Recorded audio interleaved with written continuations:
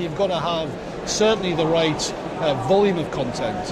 And one of the interesting things about technology now is it's making any individual program and individual content asset just more valuable, because of course we can essentially keep it always on, so we can make it more available to more customers over time.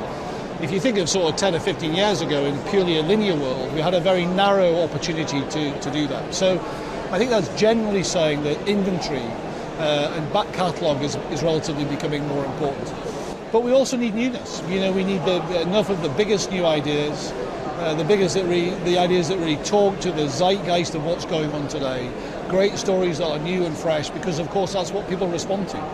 They don't just want to watch, you know, all the old stuff. They want to get enough of the great new stuff as well. So I think success will be getting that right. Probably it means doing fewer bigger things, I think, but making sure we do them really well.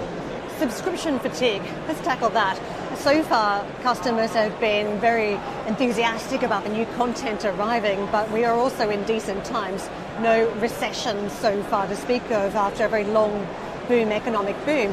At what point do you think we see more cord cutting and more harsh decisions on the amount of subscriptions customers want?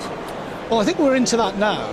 We're seeing it most prevalently in the US. It's pretty obvious there. And I think a lot of that is just driven by basic pricing, actually, of a lot of the bundles.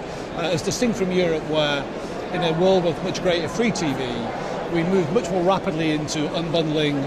Typically prices are something like 60 to 100% lower here for an average bundle than we'd see in the States. But nevertheless, these are trends, I think, that are going to continue for the long term. So we'll have to get that balance right, I think, of getting, you know, the right amount of the best services for customers, and that can create great value for them, and at a price that people can afford. That will change, you know, over time. We need to be right in the middle of that. Sky has experience at keeping customers, stopping the so-called churn. What's the challenge for the new streamers, the technology companies coming into the market, in terms of keeping those customers after the first 12 months when it's been offered for free?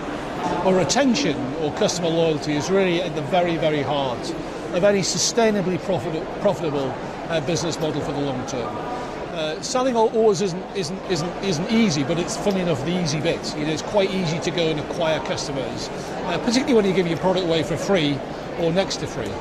What happens when it comes to retaining customers and keeping them on the platform for longer really dictates, you know, whether you'll make sustainable money, I think, in this business over time.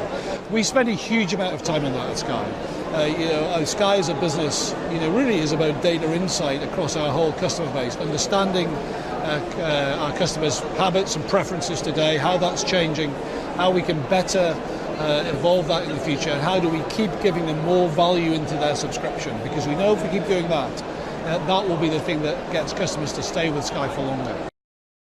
Hi, I'm Joanna Bersecci, and thank you for watching. You can check out more of our videos by clicking on the boxes on the screen. And don't forget to subscribe to our channel for more from CNBC International. Thank you for watching.